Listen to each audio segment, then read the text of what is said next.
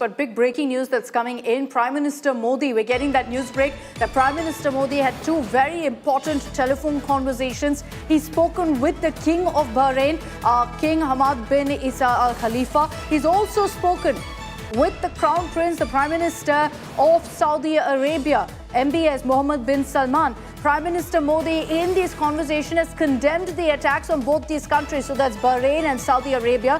He's discussed the well-being of the Indian community in both countries, sizable Indian population in both of these countries, and that's something that the government has been watching out for. He made a mention of it in the Cabinet Committee on Security, a meet also that happened earlier. But as the information we're picking up right now is that the Prime Minister has spoken to these Gulf leaders, to Bahrain and Saudi Arabia, sending out a very clear message of condemnation on the attacks that both these countries have suffered as a result of the conflict over the weekend that's broken out. He's also discussed the well-being of the Indian community in both countries. We'll get in our MEA correspondent on this as well. But Sandeep, you know, there's been a lot of questions right now about how India is looking at what's playing out in the Middle East. What kind of a stand will they take? And as far as India is concerned, the Prime Minister said we're on the side of peace. And of course, in the course of that is why we're seeing these conversations perhaps also happening. Absolutely, Akshita. And you know, the Prime Minister has said this before, that now is not the time for war. And I think that is a line that he has consistently pushed ever since he, said that to President Putin, and that's been, what, 4 years now.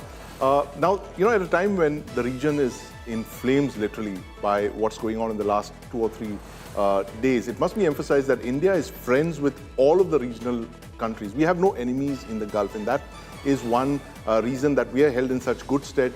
We are friends with Saudi Arabia. We're even better friends with the United Arab Emirates. Iran is a close friend and a partner of ours. We are friends of all countries in the region. So that's Prime Minister Modi out there reaching out to the Gulf GCC countries, the Gulf monarchies, and of course balancing it by talking to Iran as well. We have sent our delegations to Iran, to let them know that we stand by them as well. So it's a tough time for India, and a particularly trying time for Indian diplomacy, given the fact that we have such a large diaspora there in the Gulf right now, and they're extremely vulnerable. If the war continues, they could be affected.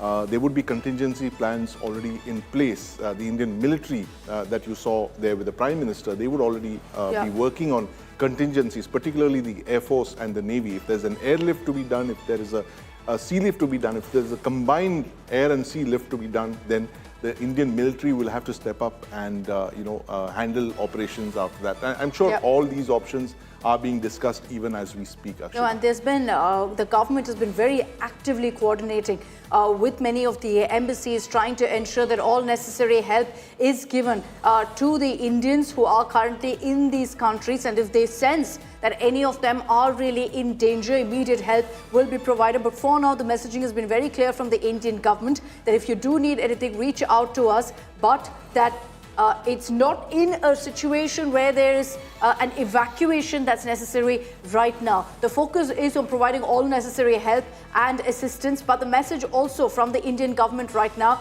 is that they're closely monitoring the situation with their counterparts, whether it's Saudi Arabia, whether it's Bahrain. We've seen a conversation previously with the UAE as well. So these conversations will keep happening in the course of the next few days as well, because there are so many Gulf countries that have been affected as a result of this war, and the Indian government making it a point to send out a message that irrespective of what's playing out, India stands for peace. And for many of these countries who've kind of essentially been dragged into this conflict, the government is sending out a message of solidarity with them, which is why, importantly, whether it's the conversation with Bahrain or the conversation with the Saudi Arabian Prime Minister Modi has condemned the attacks that have taken place on both of these countries. The war is still underway.